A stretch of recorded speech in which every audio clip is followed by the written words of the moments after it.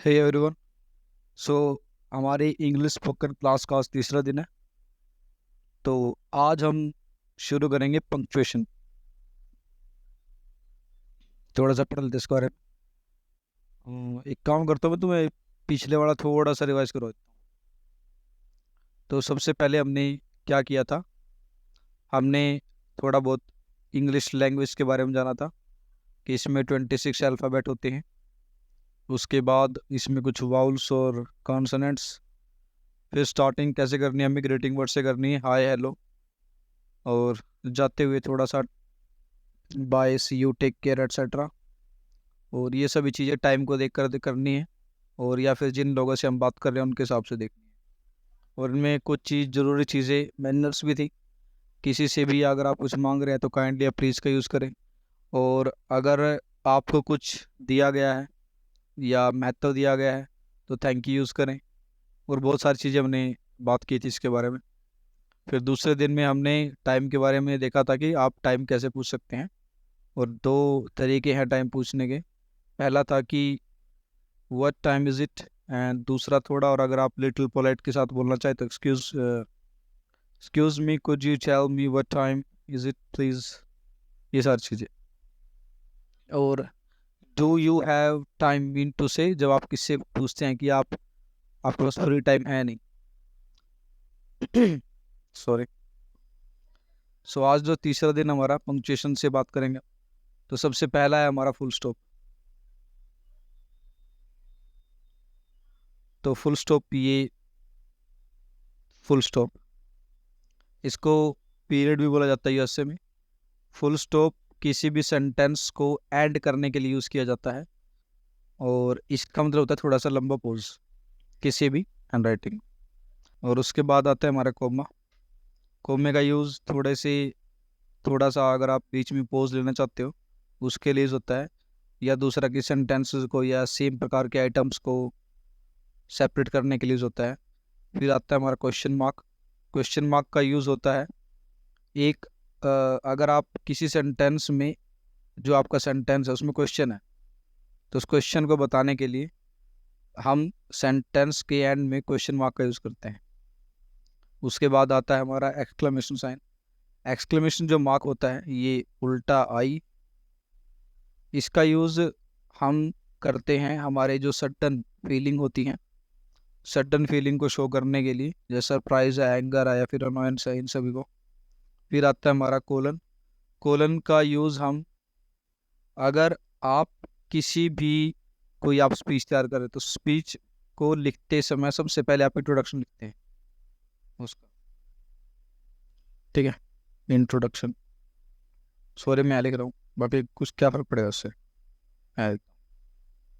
Introduction. Introduction के बाद अगर आप इंट्रोडक्शन के बारे में पूरा बताने वाले हैं तो फिर आप कोलन का यूज़ कर लेंगे, यानी कि अगर आप इस शब्द को पूरा और विस्तार से बताओगे तो आप कोलन का यूज़ करोगे। सेमी कोलन अगर आप थोड़ा, देखिए आपको पता है फुल स्टॉप पे थोड़ा ज़्यादा रुकना होता है और कोमे में थोड़ा सा कम। और सेमी कोलन में उस कोमे से अगर थोड़ा सा ज़्यादा रुकना चाहते हो तो। फिर इसके बाद आता है हमारा एपोस्ट्रोफ। एपोस्ट्रोफ का यूज़ हम चीज़ों के कॉन्ट्रैक्शन के लिए यूज़ करते हैं, जैसे can note, CANNOT। Can note को हम CANT, कांट भी यूज़ करते हैं, तो ये एपोस्ट्रोफ्स होते हैं। फिर आते हैं हमारे पेरेंथेसिस। अच्छा, हमारे पास कुछ चीज़ें होती है, ये पेरेंथेसिस, ब्रैकेट एंड ये ब्रेसेस। बाकी ब्रेसेस का ज़्यादा यूज़ होता नहीं है, करते नहीं, ये लगा लो। तो ब्रैकेट्स का यूज़ होता है अगर सेंटेंस में आप किसी वर्ड के बारे में एक्स्ट्रा इन्फॉर्मेशन दे रहे हैं, तो अभी इसका यूज़ होता है हम कोमा का, सॉरी, ब्रैकेट्स का यूज़ करते हैं, पैरेंथेसिस का यूज़ करते हैं। फिर आता है हमारा हाइफन।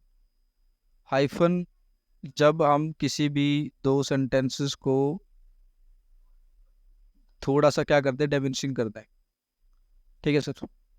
उसके बाद आता है हमारे days of the week and their pronunciation. Days of the week में प्रोनाउंसिएशन का काफ़ी ज़्यादा रोल रहा है। कुछ लोग मंडे ठीक बोलते हैं, ट्यूसडे भी ठीक बोलते हैं, लोग बोलते हैं इसको Wednesday, it's Wednesday. Sunday, Monday, Tuesday, Wednesday, Thursday. Friday Saturday Sunday, है ना। Okay, Monday Tuesday Wednesday Thursday Friday Saturday and Sunday.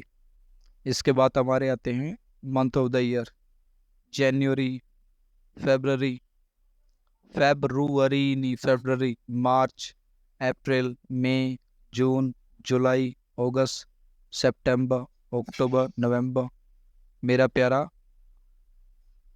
दिसंबर।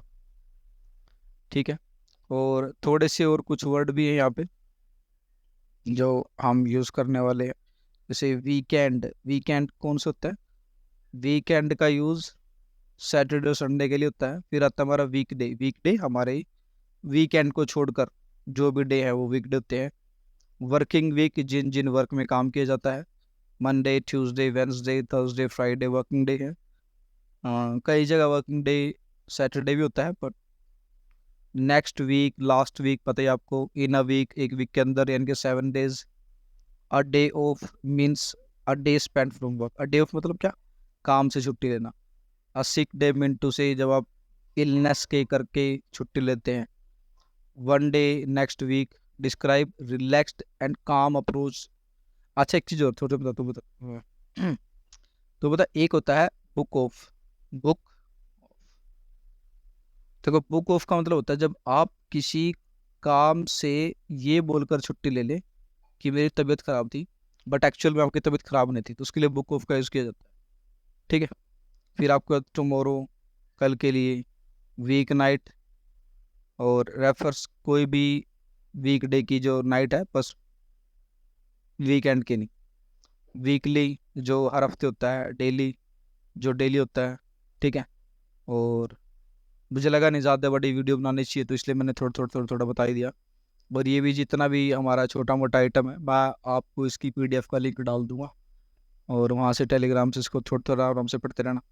देखो ये एक चीज़ और, देखो इंग्लिश जो भी है तुम्हारी, ये भैया इसकी कोई डेस्टिनेशन नहीं है। अगर आप डेस्टिनेशन लेके चल रहे हो, फिर तो रहने दो, कुछ ही देख लो। ये प्रोसेस है भैया, प्रोसेस है ना, जर्नी है, जर्नी का मजा लो। ठीक है, आपको डेस्टिनेशन जाने की जरूरत नहीं है, और किसी भी काम में डेस्टिनेशन में मज़ा है ही नहीं है, सारा मज़ा जर्नी में है। और मैं नरूटो देख रहा था, नरूटो के टाइम पे मैं बस सोचता था कि ये एपिसोड खत्म हो जाए, ये एपिसोड खत्म हो जाए, ये एपिसोड खत्म हो जाए, और बस मुझे लगता था खत्म कर दो उसे देख देख के। बट अब वो खत्म हो गया ना, तब मुझे लगता है कि क्या ही है, समझ रहे हो, अब मज़ा नहीं आ रहा। और जब देख रहा था मज़ा आ रहा था। तो इसी तरह है, इंग्लिश भी ऐसी है भैया, कोई भी चीज़ ऐसी है, बस तुम सफ़र का मज़ा लो, मंजिल की चिंता छोड़ दो। ठीक है, आज के लिए इतने भी, बाकी फिर देखते हैं। बाय।